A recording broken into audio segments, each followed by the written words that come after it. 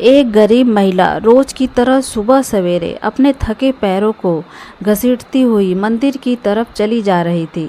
उसके तन पर एक पुरानी सी साड़ी थी। इस संसार में उसका कोई भी नहीं था, न कोई आस पड़ोस, न बच्चे और न ही उसका पति। लेकिन इस तन्हाई में भी उसकी आंखों में एक अद्भुत चमक थी। वो मंदिर के प्रांगण में पहुंचकर भगवान की प्रतिमा के आगे बैठ जाती और बड़ी दीनता से कहती, लल्ला, मैंने तुम्हारे लिए कुछ भी नहीं किया तो कैसे माँ कहला सकती हूँ।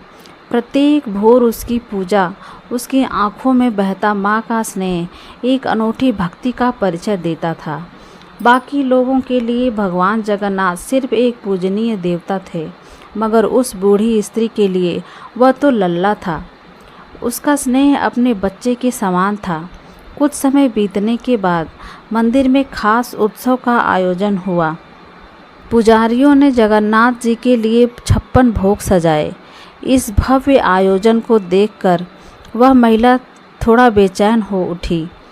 वह सोचने लगी, इतना सारा खाना, मेरा लल्ला इतना सब कुछ खाएगा तो कहीं उसके पेट में दर्द ना हो जाए। उसकी आंखों में चिंता के आंसू थे।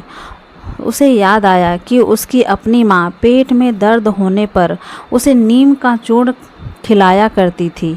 मन में वादा किया कि मैं भी अपने लल्ला के लिए नीम का चूर्ण बनाऊंगी। रात के अंधेरे में उस महिला ने अपने कुटिया के बाहर से नीम की टहनियाँ इकट्ठा की और सिलबट्टे से पीसकर उसे एक छोटी डिब्बी में रख दिया और अब मन ही मन मुस्कुराकर बोली, लल्ला, कल से तुम्हारे पेट को तकलीफ़ नहीं होगी। उसके लिए यह कोई छोटा मोटा काम नहीं था। माँ हमेशा अपने बच्चे का भला चाहती है।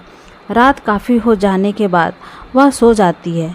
भोर होते ही वह मंदिर के द्वार पर पहुंची।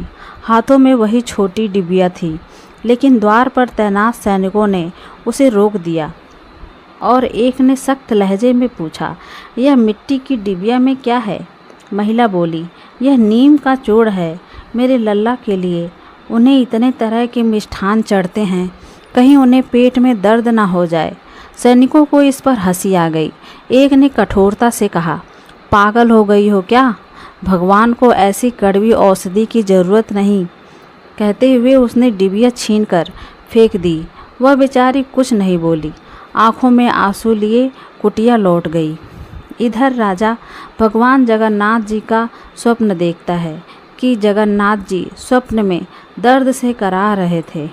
उनका चेहरा मुरझाया हुआ था और वो राजा को उलाहना दे रहे थे कि तुम सबने मेरे माँ को मंदिर से लौटा दिया, वो मेरे लिए औषधि लाई थी। राजा घबरा कर उठा और सोचने लगा कि ऐसे स्वप्न यूं ही नहीं आते, ज़रूर कोई गंभीर बात है। उन्होंने तुरंत अपने मंत्री को बुलाया और कहा कि नगर भर में ढूंढो जो भगवान जगन्नाथ को लल्ला कहती है, वह क्या चाहती है, सब पता लगाओ। बाद में पता चला कि मंदिर में एक वृद्धा आई थी। पूरी घटना मंत्रियों ने राजा को बताई। यह सुनकर राजा के चेहरे पर पश्चाताप आ गया। सैनिकों ने वृद्धा का पता लगाया और राजा को खबर दी।